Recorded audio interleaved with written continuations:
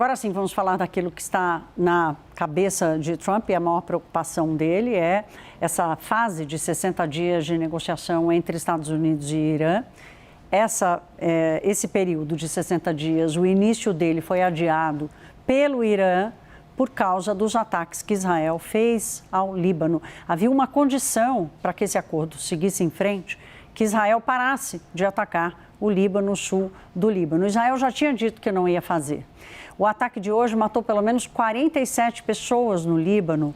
Desde que Israel iniciou essa ofensiva, já são milhares de mortos provocados por esses ataques. Ainda assim, sob pressão muito forte dos Estados Unidos, Israel e Hezbollah, depois desses ataques, resolveram e concordaram com um cessar-fogo. A gente vai ouvir agora a análise do nosso Américo Martins do que isso significa para garantir, de alguma forma, que essa negociação entre Irã e Estados Unidos seja mantida e consiga acontecer. Vamos ouvi-lo. Boa noite, Thaís. Boa noite a todo mundo que está com a gente.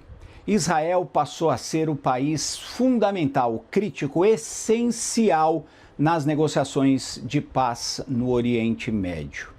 Nesta sexta-feira, deveria ter tido início as negociações diretas entre o vice-presidente dos Estados Unidos, J.D. Vance, e representantes do Irã para um acordo definitivo de paz na região. Só que o vice-presidente teve que cancelar a sua ida para a Suíça porque o Irã disse que não iria negociar mais nada enquanto não houvesse paz no Líbano, aonde acontece neste momento uma guerra entre o Hezbollah e as forças de defesa de Israel. Durante o dia, Estados Unidos, o Irã e o Catar, que é o país que está tentando mediar todo esse conflito, fizeram pressão tanto sobre o governo israelense, com o Hezbollah, para que os dois lados aceitassem um cessar-fogo. Então, em tese, não teremos mais, por enquanto, ataques entre o Hezbollah e as forças de defesa de Israel. Isso abriria espaço para uma negociação, ou pelo menos para o início da negociação entre Estados Unidos e Irã, de temas que são muito importantes neste processo. Por exemplo, o que vai acontecer com o urânio enriquecido do Irã? Quem vai administrar o Estreito de Hormuz no futuro? E como vai funcionar aquele tal fundo bilionário para a reconstrução do Irã? O problema, e aí Israel entra na história, é que o primeiro-ministro Benjamin Netanyahu está sob uma pressão intensa de dois lados.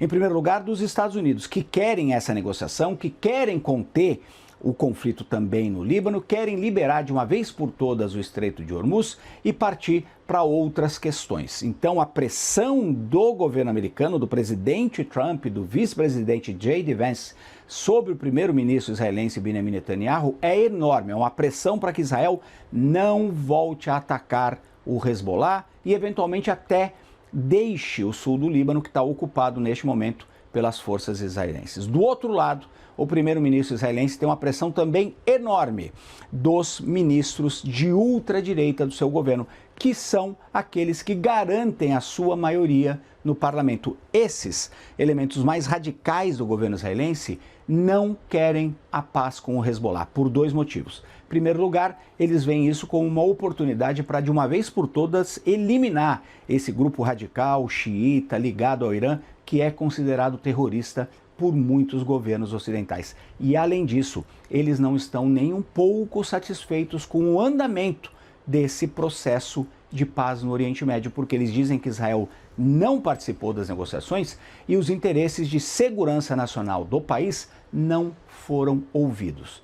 Então, a gente está numa situação em que aquele país que, no final, deu início à guerra contra o Irã, porque convenceu os Estados Unidos a partirem para o ataque contra o Irã, Israel queria muitas vantagens geopolíticas naquele momento, é também agora o país que pode ajudar a encontrar a paz. Mas isso é um problema para a sobrevivência do primeiro-ministro Benjamin Netanyahu neste governo e nas eleições que ele vai ter que convocar até outubro. Ele estava se vendendo como o líder que conseguiu derrotar o Irã, que tinha a chance de derrotar o Hezbollah.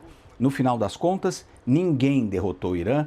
a guerra acabou num empate e agora a pressão dos Estados Unidos é sobre o seu governo, é sobre Israel, o que pode levar, inclusive, a um racha, pelo menos temporário, entre esses dois grandes aliados, Estados Unidos e Israel.